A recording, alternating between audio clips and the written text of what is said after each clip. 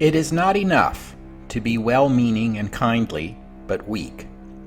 Neither is it enough to be strong, unless morality and decency go hand in hand with strength. We must possess the qualities which make us do our duty in our homes and among our neighbors, and in addition we must possess the qualities which are indispensable to the makeup of every great and masterful nation. The qualities of courage and hardihood, of individual initiative, and yet of power to combine for a common end, and above all, the resolute determination to permit no man and no set of men to sunder us one from the other by lines of caste or creed or section. We must act upon the motto of all for each and each for all. There must be ever present in our minds the fundamental truth that in a republic such as ours, the only safety is to stand neither for nor against any man because he is rich or because he is poor, because he is engaged in one occupation or another, because he works with his brains, or because he works with his hands. We must treat each man on his own worth and merits as a man. We must see that each is given a square deal, because he is entitled to no more and should receive no less. Theodore Roosevelt. Welcome to the history of the 20th century.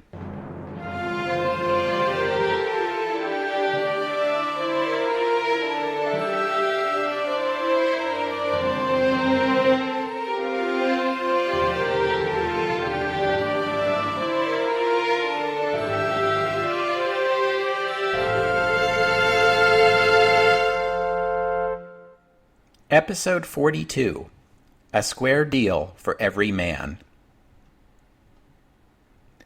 In November 1904, Theodore Roosevelt broke the vice president's curse by becoming the first vice president to take office through the death of his predecessor and then get elected in his own right afterward.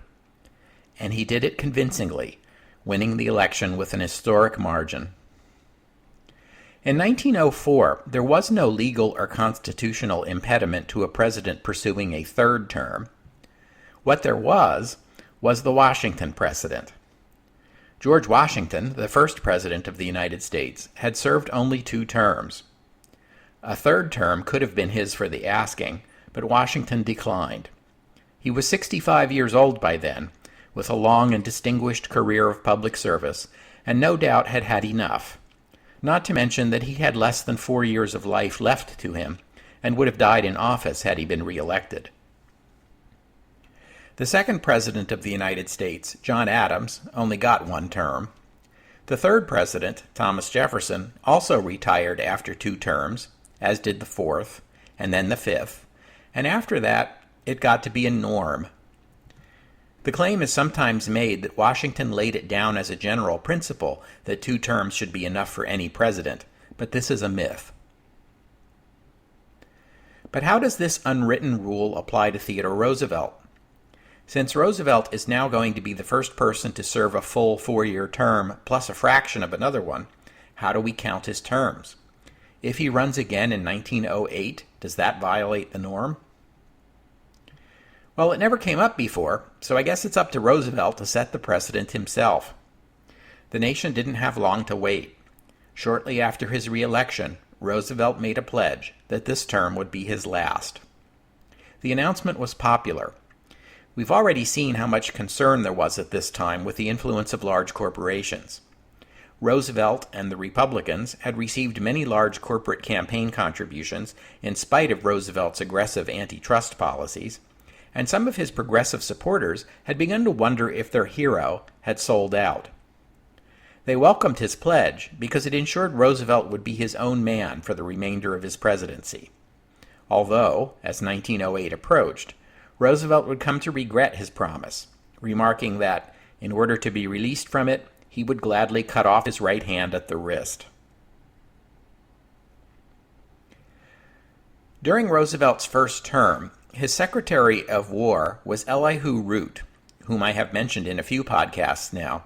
Unfortunately, I've been mispronouncing his name. It's Elihu Root, not Elihu Root. But anyway, Root had been appointed Secretary of War in 1899, shortly after the end of the Spanish-American War, and Root's War Department was in charge of managing America's new colonial possessions, Cuba, Puerto Rico, Guam, and the Philippines, through what was called the Office of Insular Affairs. Because, you see, colonial powers, like Britain, have colonial offices. But the United States isn't a colonial power, and therefore doesn't have an office anywhere in Washington with the word colonial as part of its name. It's the Office of Insular Affairs. Got it? Insular Affairs. That's why Root was the person that William Howard Taft, the governor of the Philippines, reported to in Washington. Anyway, Root was interested in returning to private life, telling Roosevelt that he would stay on as war secretary until the situations in the Philippines and Cuba were stabilized. At the beginning of 1904, with Cuba now independent and the Philippine War winding down, he felt the time was right. To succeed Root as Secretary of War, Roosevelt appointed William Howard Taft. Now, as you know from episode 24, it had only been a few months earlier that Taft had reluctantly turned down an appointment to the Supreme Court, his life's ambition, because he felt he was still needed in Manila. But when the president came back to him just a few months later and asked him to be Secretary of War, he accepted. This appointment would not mean Taft was abandoning the Filipinos, Roosevelt pointed out, since, as Secretary of War, he would still be responsible for overseeing the situation in the islands. Additionally, Taft's health had deteriorated again upon his return to the Philippines, and his children were getting old enough that the family wanted to see them further educated at home. And then there was Mrs. Taft, who was opposed to the Supreme Court appointment because she saw the court as a dead end, but favored the idea of her husband joining the cabinet because that could be a stepping stone to a still higher office, if you know what I mean, and I think you do. Taft knew better than most people what the position of Secretary of War entailed. That's because his father, Alphonso Taft, had been Secretary of War under President Grant. Taft knew that cabinet secretaries were expected to do a lot of entertaining, but the salary wasn't great. In fact, it was less than he was making as governor of the Philippines. But his family stepped in and offered to supplement his salary.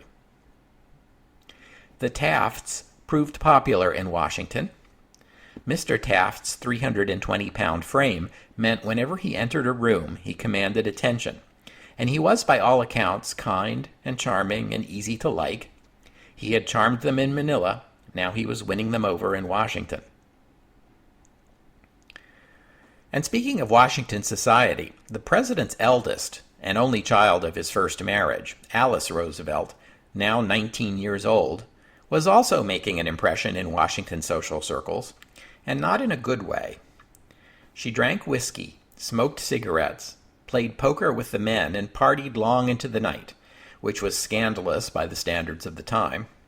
I dare say it would be pretty scandalous even today. All Theodore Roosevelt could do was shrug and say, "I can do one of two things.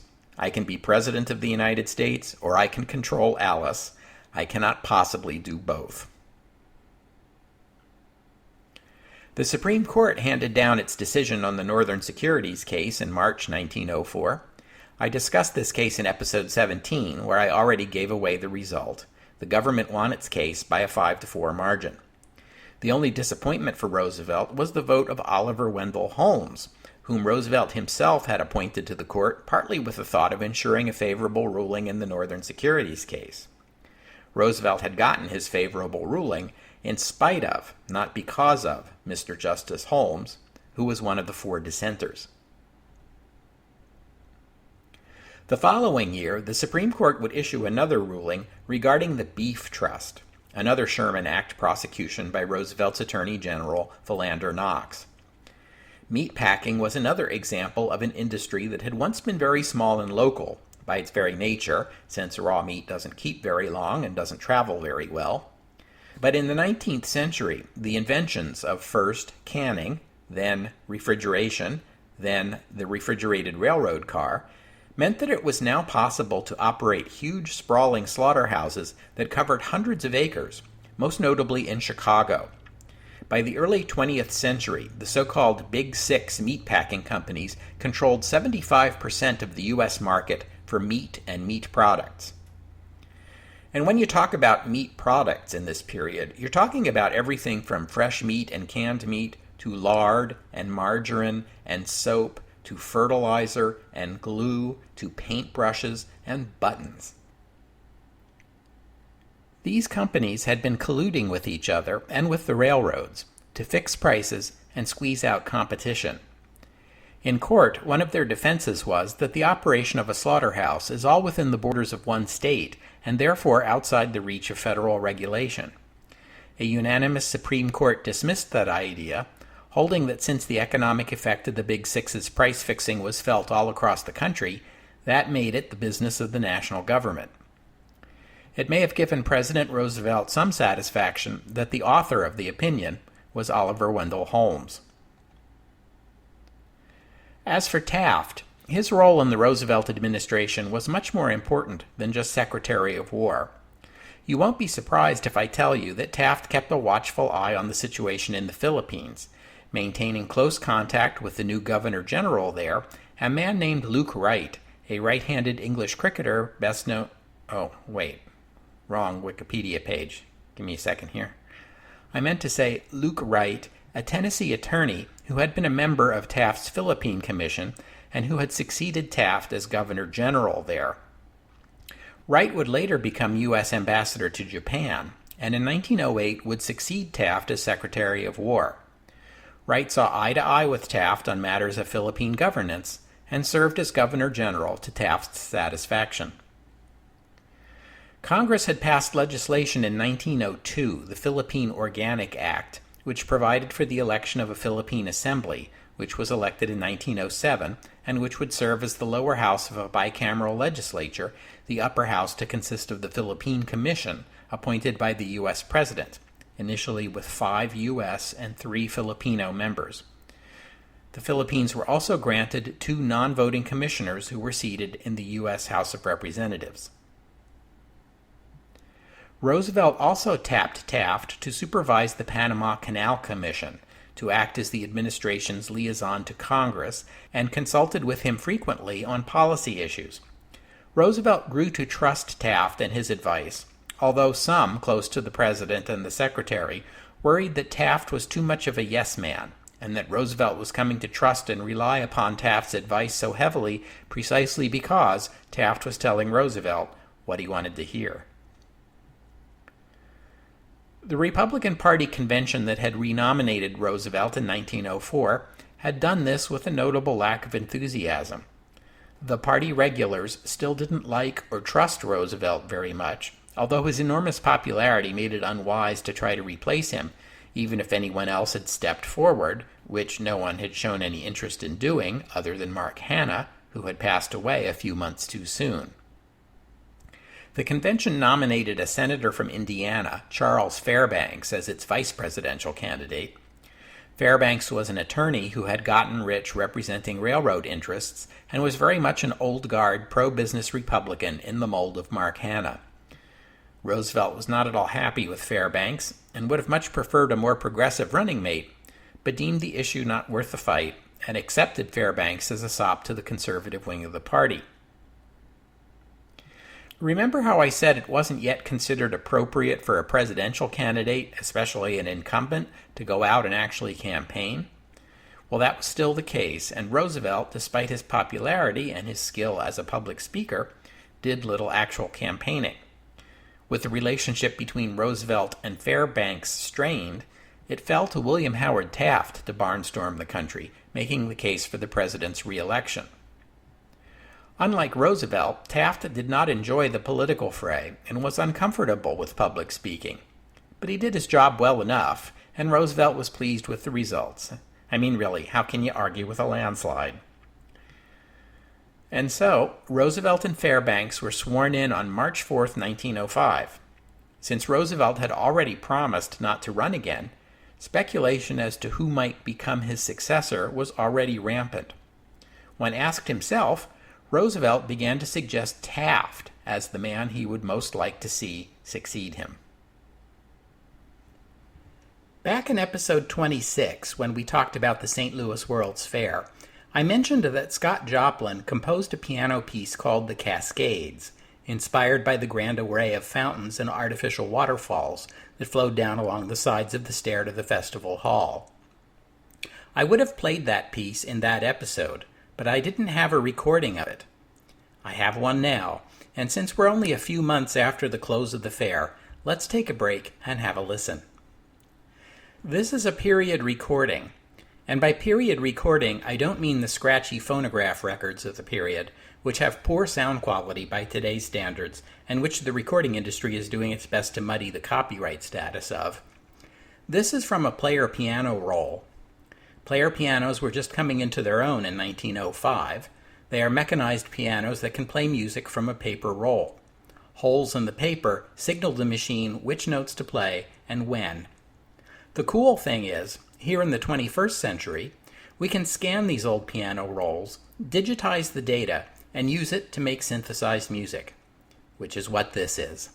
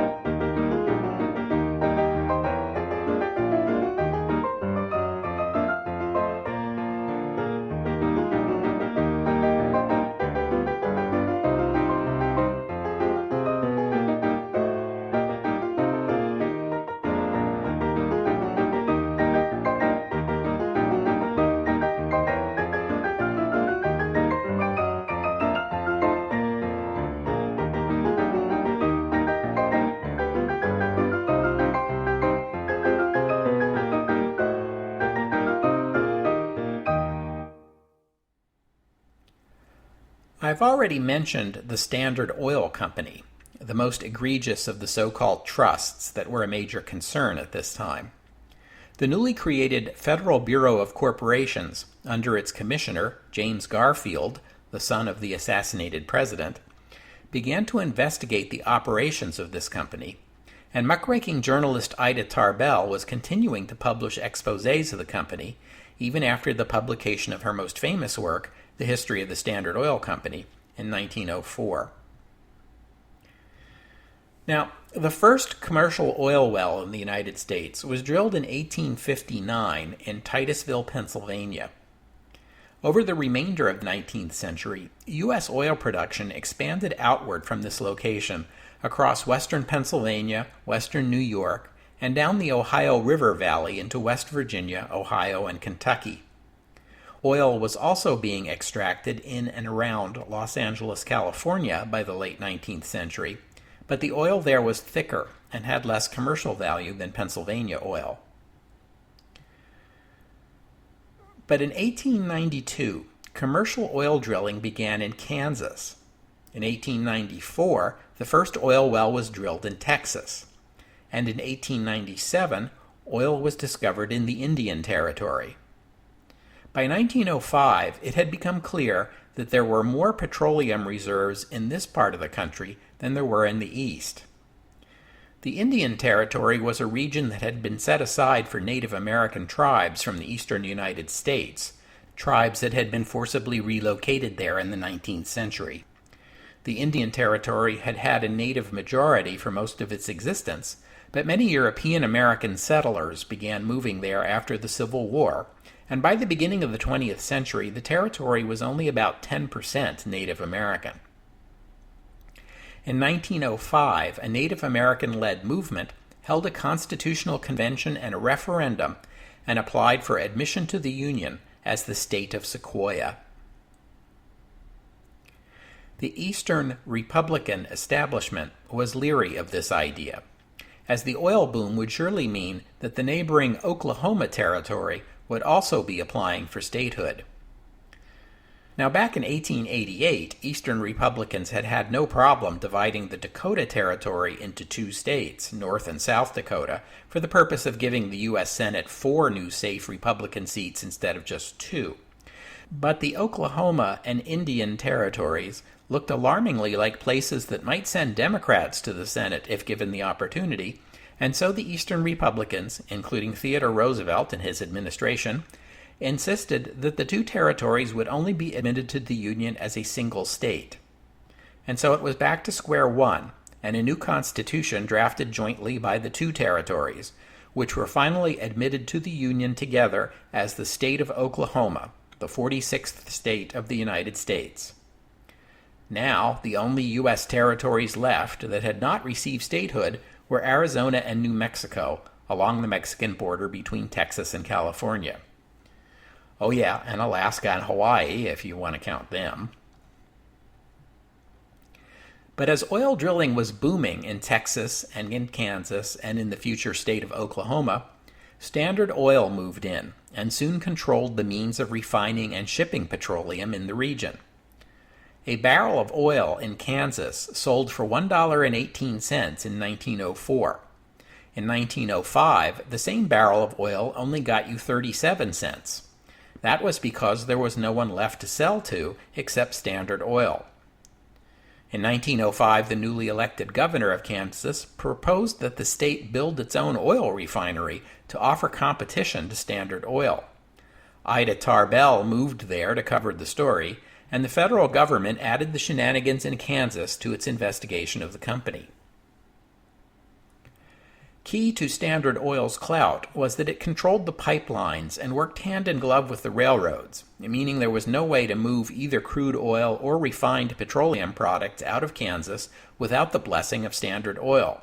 So it was either accept their offer or let the oil sit. We've already talked about how the railroads gained control of coal mines this way. It was clear to reformers that the power of the railroads needed to be reined in. In 1906, after intense lobbying from Theodore Roosevelt, new legislation passed Congress, the Hepburn Act, to more closely regulate the railroads. Railroad regulation was a major issue, something that progressives had been chasing after for some time, and Roosevelt brought it home. The new law gave extensive powers to the Interstate Commerce Commission to regulate railroad freight rates, with an eye toward ensuring that all shippers would henceforth have equal access to the rail lines. No more discounts or freebies to preferred customers, no more insanely high rates to punish businesses who don't play ball with the railroad. Another provision designated pipelines as another form of common carrier and similarly regulated their pricing. 1906 would develop into a banner year for Theodore Roosevelt in terms of legislative accomplishments. Besides the Hepburn Act, two more major pieces of commercial regulation, the Meat Inspection Act and the Pure Food and Drug Act, became law that same year. But Theodore Roosevelt has to share the credit for these last two accomplishments with a 27-year-old socialist poet, a young man from Baltimore named Upton Sinclair. Now living in Chicago, Sinclair set out to write a novel about the appalling working conditions and exploitation at Packingtown, the Chicago stockyard district. For weeks, Sinclair would wander the packing plants by day and visit with workers in their homes at night, listening to their stories. Since he was a young man of limited means himself, Sinclair discovered that if he carried a lunchbox around with him, he could wander the stockyards at will all day and no one asked him any questions. The product of all this research became a novel, The Jungle, about the lives of Lithuanian immigrants to the meatpacking industry in Chicago. It was published as a serial in the socialist newspaper Appeal to Reason in 1905 and was published in book form in 1906. This book caused a sensation, but not in the way Sinclair had intended. He had meant to produce an expose of labor exploitation, but what captured the public's attention were his first-hand depictions of unsanitary conditions in the meatpacking industry. Actually, unsanitary is too mild a word. Disgusting might be a more appropriate word. Sinclair described the meat houses reeking with the smells of spoiled beef, of cuts of meat reclaimed for human consumption after rats had been at them, of spoiled hams treated with chemicals to hide the smell, of moldy meats ground into sausage. The public was in an uproar. The industry's reputation had already suffered when its backroom price fixing was exposed. Now Americans were learning that the meat products they had been paying top dollar for weren't even fit to eat. Sales of meat in the U.S. declined by nearly half, and there were calls for a system of government inspection of meatpacking operations. These calls were dismissed by the industry and its supporters in the Republican Party, who scoffed at the notion of the contents of a work of fiction being used as the basis for formulating government policy. James Garfield, the Commissioner of Corporations, read the book and recommended it to the president. Roosevelt was reluctant at first, dismissing Sinclair as a crackpot socialist, but he eventually read it and was as appalled as everyone else. He ordered inspectors to Packingtown.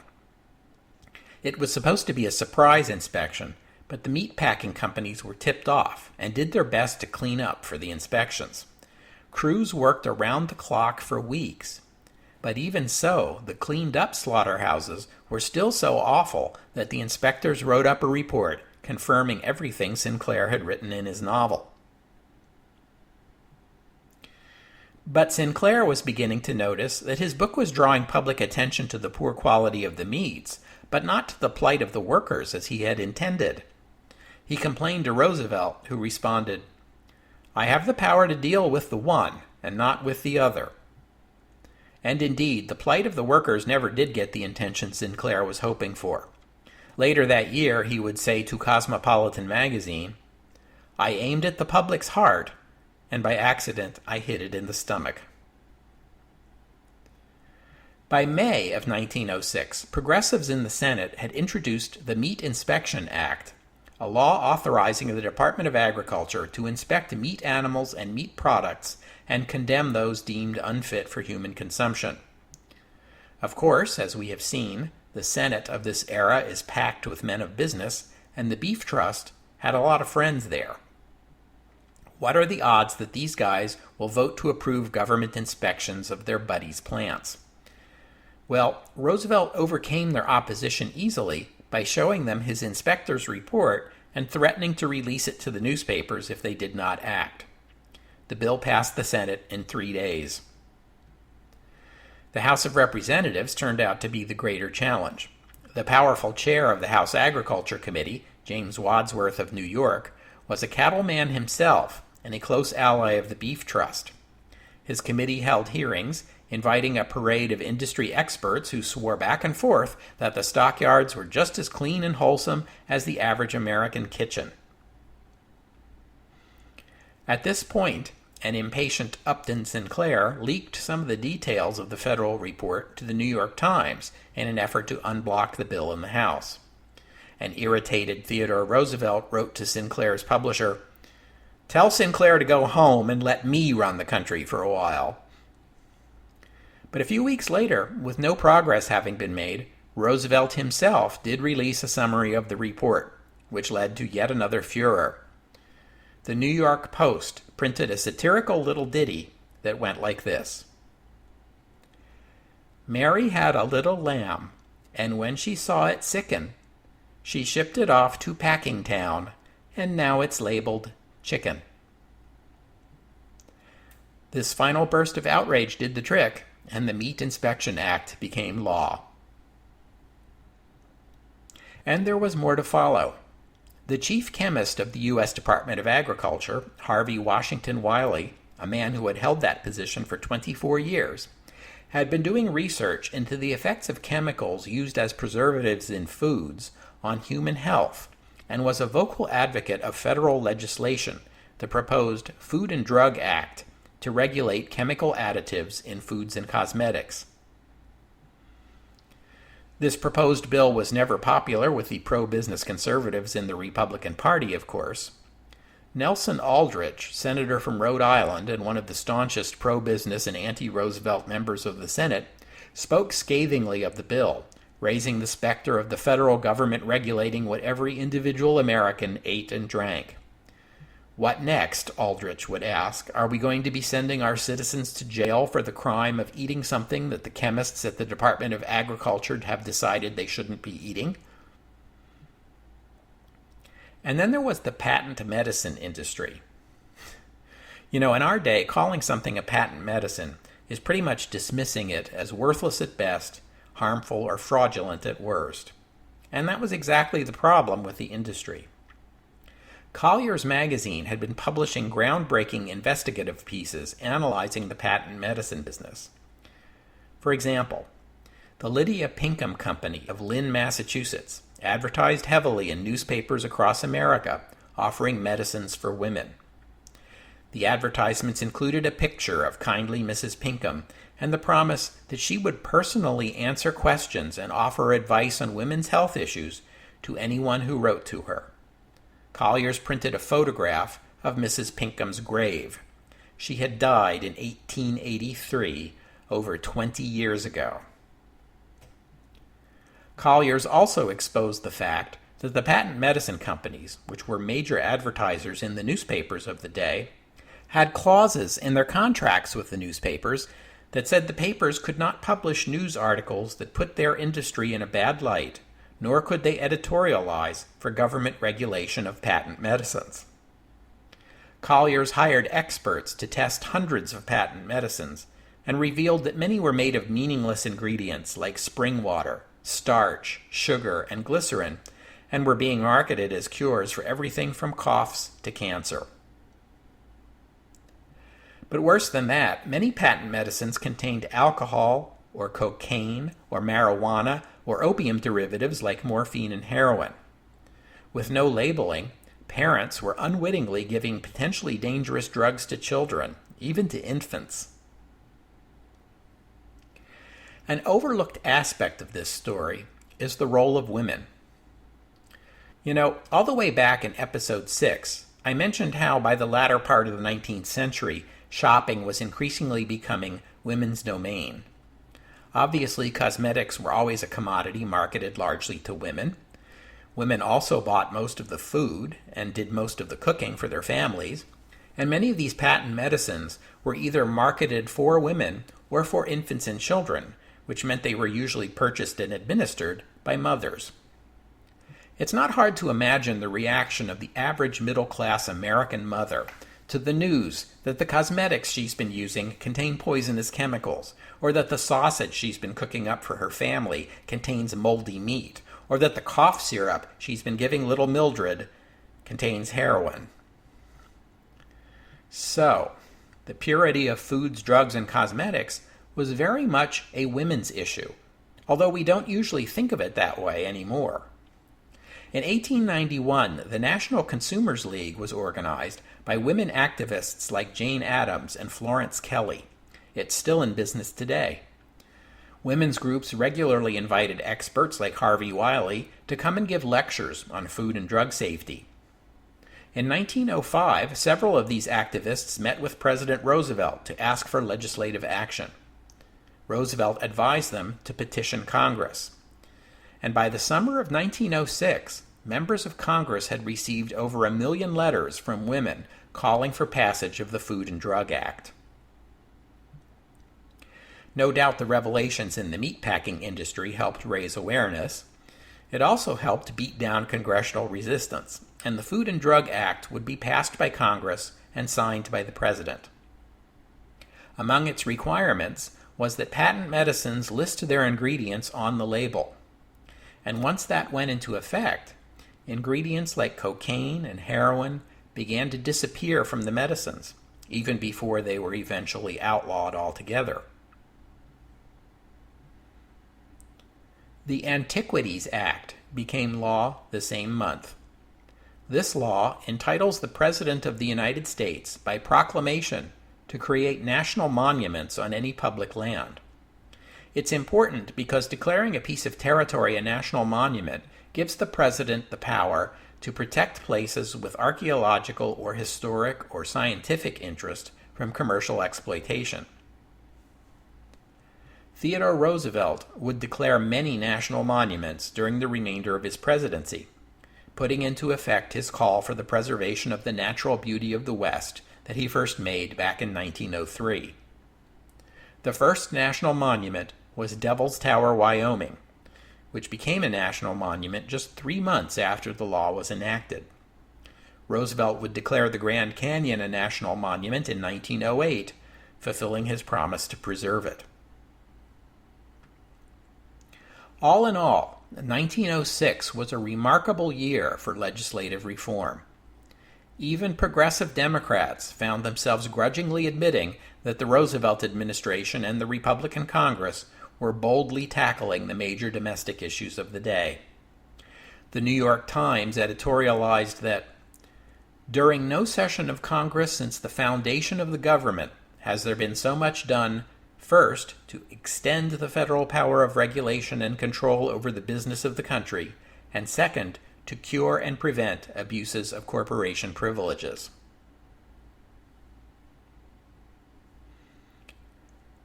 It may be hard to understand how the Republican Theodore Roosevelt came to this place. Roosevelt most certainly came of age politically in a party that held to the traditional Republican view that it is the role of government to create an economic environment in which men of business could thrive. But Roosevelt did not so much repudiate this idea as extend it. Why single out businessmen? Why shouldn't the government shoulder the responsibility of creating an environment in which all its citizens can prosper? This, I think, is the underlying meaning of Roosevelt's oft-repeated slogan of a square deal for every man. And perhaps the reason that even the more traditional Republicans in the Congress were persuaded to go along with him, aside from his staggering personal popularity, of course, was that as a Republican, Roosevelt was well positioned to make the argument to other Republicans that this style of progressive politics was the next logical step for a Republican Party entering into the 20th century. Theodore Roosevelt was astute enough to know that circumstances had made 1906 his best chance, and probably his last chance, for big legislative accomplishments, and so he took full advantage of it. At the end of the year, he wrote to his son Kermit that, "I do not expect to accomplish very much in the way of legislation after this Congress. By next winter, people will begin to think more about the next man who is to be president. And then, too, by that time it is almost inevitable that the revulsion of feeling against me should have come.